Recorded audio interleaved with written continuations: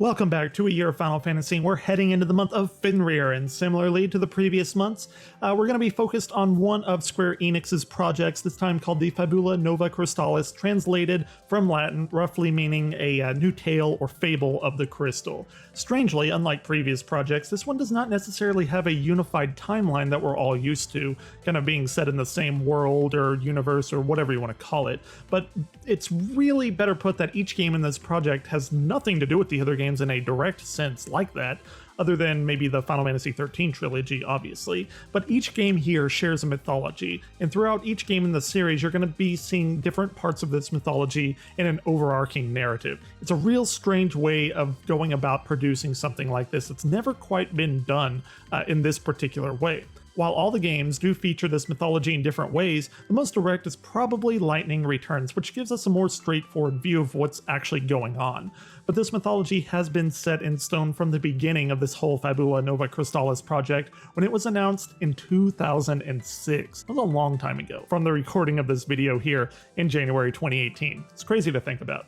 But here's a synopsis on the mythology, what it is, and how it's tying all the games together. This is something that really was never explained to me. Maybe I just didn't go out and find it for myself, but hopefully this will give you a little more grounded information on what this whole thing is, the mythology behind it, and all of that. So let's get into it. Just simply for clarity, so if I don't say something that you know to be maybe termed a little bit different, it's just for clarity of easing people into this. So from what I can tell, the universe is divided into two realities, the world of the living and the world of the dead.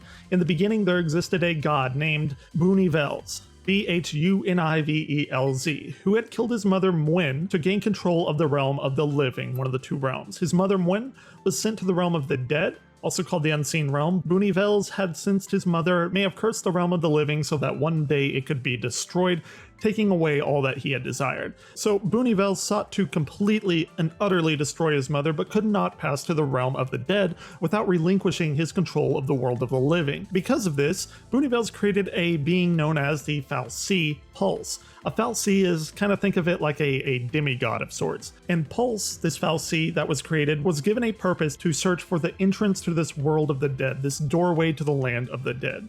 As well, Bhunivelz created Etro, another fal'Cie, to help Pulse with the search. However, after her creation, he saw the fact that Etro was created in his mother's image unknowingly, his mother being Mwen that he had originally discarded to this world of the dead, and he himself discarded Etro, giving her no meaning or purpose for her creation.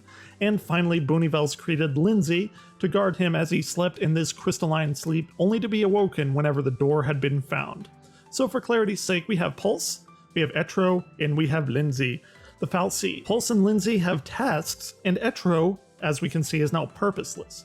So, distraught, Etro killed herself, and with her blood, Lindsay created humanity for whatever reason.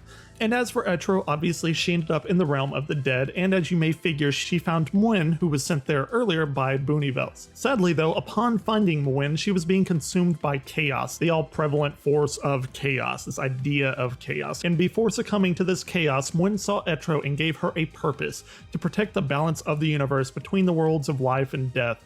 And if this balance becomes distorted, the universe itself is going to collapse in and be destroyed. So Etro becomes confused by this because she sees her, what is essentially, I guess, grandmother becoming consumed by this chaotic entity, and along with being confused, she became lonely, and as such, she saw humans kind of starting to cipher into this realm of the dead. Remember, humans were created by Lindsay from Etro's blood, and as the humans started coming into this land of the dead, she tried to complete her mission. So she took pieces of chaos, the chaos that consumed Mwen, and she put little pieces of it within each human as they passed into this realm of the dead, where eventually they would be reborn with this chaos in their souls and hearts.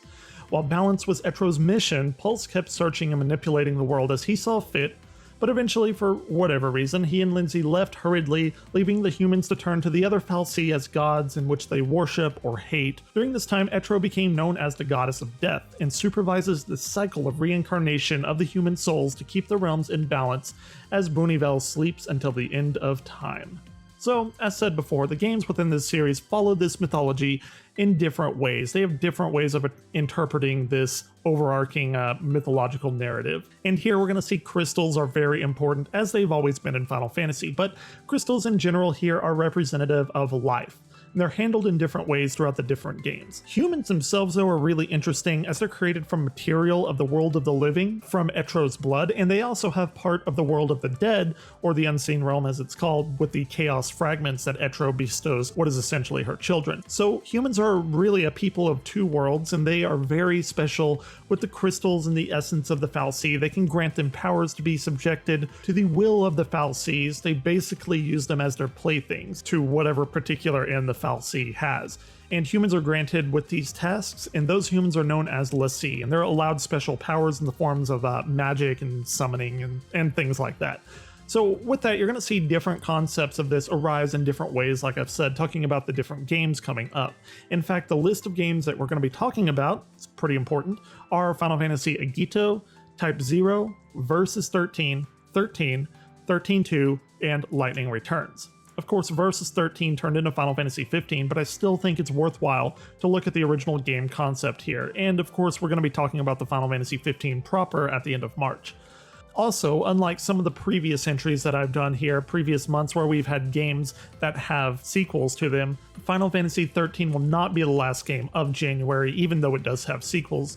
I feel that Final Fantasy 13, 13-2, and Lightning Returns absolutely need to be talked about in that particular order because they're so closely related to one another. And generally, I like to talk about the, best game in that at the end of the month, and 13 may not necessarily fit my description of it being the best of those three particular trilogies. So I'm just going to talk about them in the way that they were released because they do form that overarching narrative. But anyway, hopefully you learned quite a bit about this Fabula Nova Crystallis project, and I really do enjoy the mythology of these games.